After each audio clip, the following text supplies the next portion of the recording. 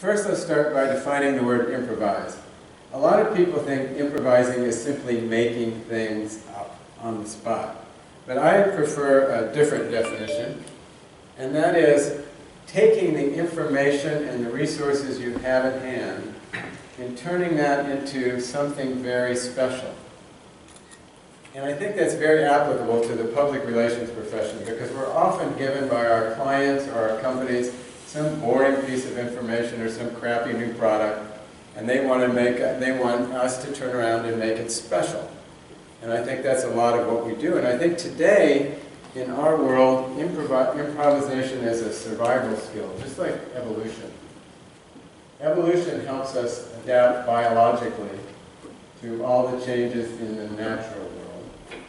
And improvisation helps us adjust to all the changes, the real-time changes in the modern world.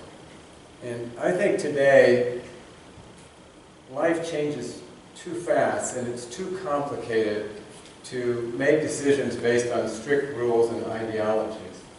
And I think the future leaders of our industry and of all business have to learn to play it by ear. And the best way to learn to play it by ear, in my opinion, is to expose yourself. And I mean that in the nicest possible way.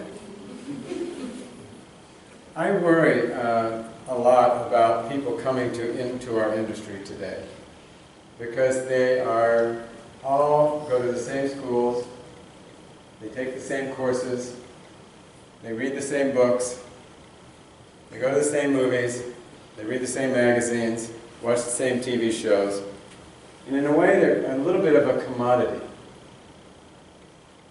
Meanwhile, companies like ours and our clients like McDonald's and Toyota and Unilever and Nintendo are looking for people with fresh perspectives and new ideas to help them solve some of the problems, really complicated problems that they're facing. And I wonder sometimes where they're going to find those people with those fresh ideas. Is it going to be in India or China or Brazil? And my hope is they don't have to look that far. We stopped wondering and started exploring with one of the world's biggest brands, McDonald's. I'd like to know if your ingredients are actually 100% pure. What part of the chicken is a chicken nugget? What's in your chicken nugget? Would you eat McDonald's for your own family? How much do you care about the people that eat your food?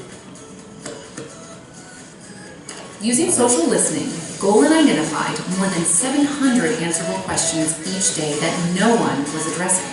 We needed to find a way to insert McDonald's voice into the conversation to show that not only were we listening, but also engaging with customers in a whole new way in order to answer questions about our food. So why not go where no brand has gone before? We created a customized solution for McDonald's, the Brand Newsroom, an engine designed to build brand reputation and expand brand relevance. Working with a cross-functional team including marketing, U.S. communications, and multiple agency partners, we identified potential questions around McDonald's food. We developed answers so we were ready to respond, and we assembled a team of rapid responders to engage directly with our customers. Real people, not robots, answering real questions in real time. Still, even at my age, I'm still thinking about what I want to do tomorrow. And I think everybody should be doing that.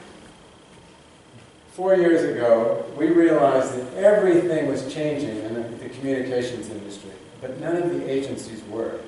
So we took our model, which was this hierarchical model of more ranks than the U.S. Army, and we threw it out after 55 years and created a new model which was based on 4 communities of specialists. And we called that G4.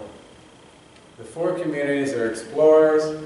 They're the people who understand data and research and planning. Creators, the people who come up with the ideas and package them and design videos around them or animations, things like that. And then connectors are the people who deal with social media and traditional media. And the center are the catalysts, are the account people who manage the programs, write the budgets, and deal with the clients. When we did this, there were no books to read about how to transform a PR agency. There were no consultants to hire who had ever done this before. There were no competitors to copy because nobody had done it except us. So we had to figure it out as we went along. We had to improvise. We built the bridge and then figured how to make it work. This program for McDonald's makes us millions of dollars. We created training, and then we had to adapt it to our people. We had hired new people to fill in gaps in this model, and we had to fire people who didn't work in this model. We're still figuring it out as we go, and I think that we always will be. I hope we always will be. But we are 100% committed to change, and I'm constantly trying to keep people reminded of that the momentum to change and how important it is for us to evolve and keep improvising. What do you think you've learned from the most, or like that all-encompassing experience that maybe didn't go quite the right way, but you've maybe learned a lot from? Well, I think every failure, I mean, we fail all the time. One of the things we do in our agency is we pitch clients, and all the time we're pitching Sprint on Tuesday. We've pitched somebody I remember last week, another client, Samsung. And we win about a third of the time. So 2/3 of the time we fail.